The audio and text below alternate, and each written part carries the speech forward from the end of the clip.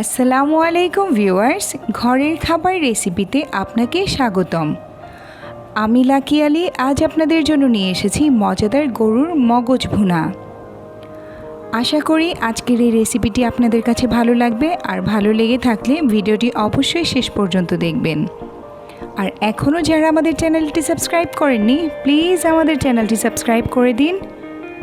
আজকে আমার রেসিপিতে করা একটু ভিন্নধর্মী এই গরুর মগজের রেসিপিটি আশা করি আপনাদের সবার কাছে ভালো লাগবে। আর বরাবরের মতো ট্রাই করব সহজ কিছু ইনগ্রেডিয়েন্টস দিয়ে আপনাদের মগজ ভুনাটা তৈরি করে দেখানোর। তো চলুন দেখে নিই মগজ ভুনা রেডি করতে আমাদের কি কি লাগছে। প্রথমেই আমি নিয়ে নিব 1 কাপ পরিমাণে পেঁয়াজ কুচি, দিয়ে দিচ্ছি 1 চা চামচ মরিচের গুঁড়া, 1 চা চামচ হলুদের গুঁড়া, এরপর দিয়ে দিব স্বাদ অনুযায়ী লবণ, নিয়ে নিচ্ছি জিরা গুঁড়া, এটাও 1 চা চামচ, নিয়ে নিব গুঁড়া দুধ 1 চা চামচ, 2 টেবিল চামচ আদা রসুন বাটা, এরপর নিয়ে নিচ্ছি 2টো দারচিনি, 2-3টা এলাচ, নিয়ে নিচ্ছি একটা তেজপাতা,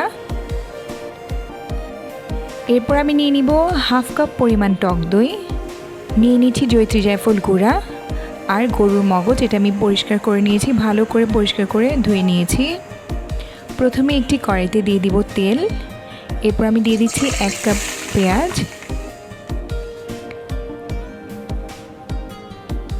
ভালো করে ভেজে নিতে হবে। দিয়ে দিব একটা তেজপাতা, দারচিনি এলাচ, দিয়ে দিচ্ছি লবণ। এখন আবারও সবগুলো ভালো করে মিশিয়ে নিতে হবে। লবণটা আমি আগে দিয়েছি যেন পেঁয়াজগুলো সফট হয়ে যায়। হলুদের গুঁড়া দিয়ে দিলাম, এরপর দিয়ে দিব মরিচের গুঁড়া,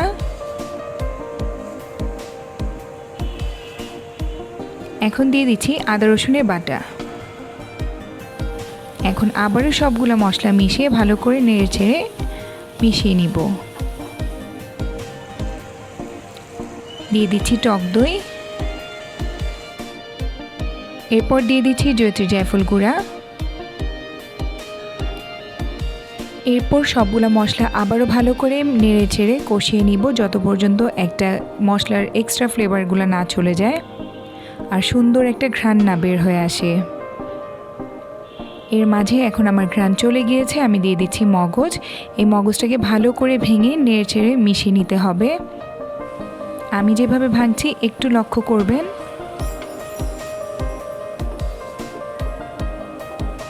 এরপর আমি ঢাকনাটা খুলে দিব। এর মাঝে আমি 2-1 পানি অ্যাড করে দিয়েছি যেন মগজটা আমার সেদ্ধ হয়ে যায়। আমি আবারও একটু সেদ্ধ হওয়ার জন্য পানি অ্যাড করে দিব। আর সাইডে থাকা মশলাগুলো অবশ্যই ভালো করে ক্লিন করে মাঝ বরাবর নিয়ে আসবেন।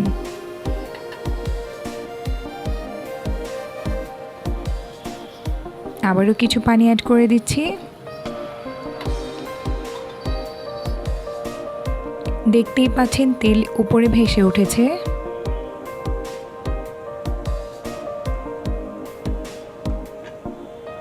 পুরো রান্নাটাই আমি করেছি মিডিয়াম আঁচে।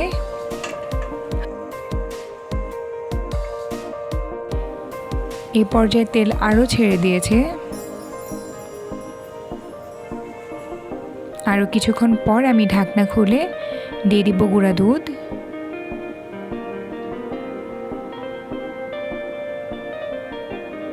ট্রাই করবেন গুঁড়া দুধটা একদম লাস্টেই দিতে, তাহলে ফ্লেভারটা ভালো আসবে। এরপর আমি কিছু কাঁচামরিচ অ্যাড করে দিব।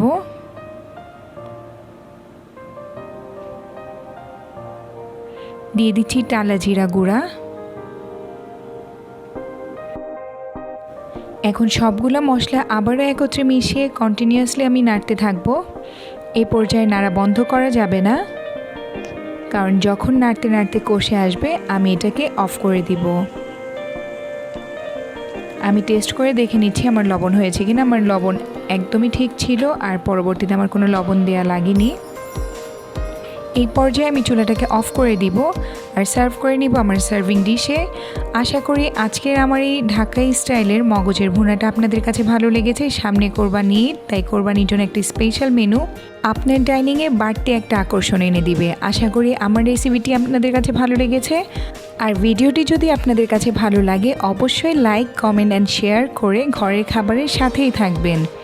আর এমন মজার মজার রেসিপি পেতে পাশে থাকা বেল আইকনটি ক্লিক করতে ভুলবেন না।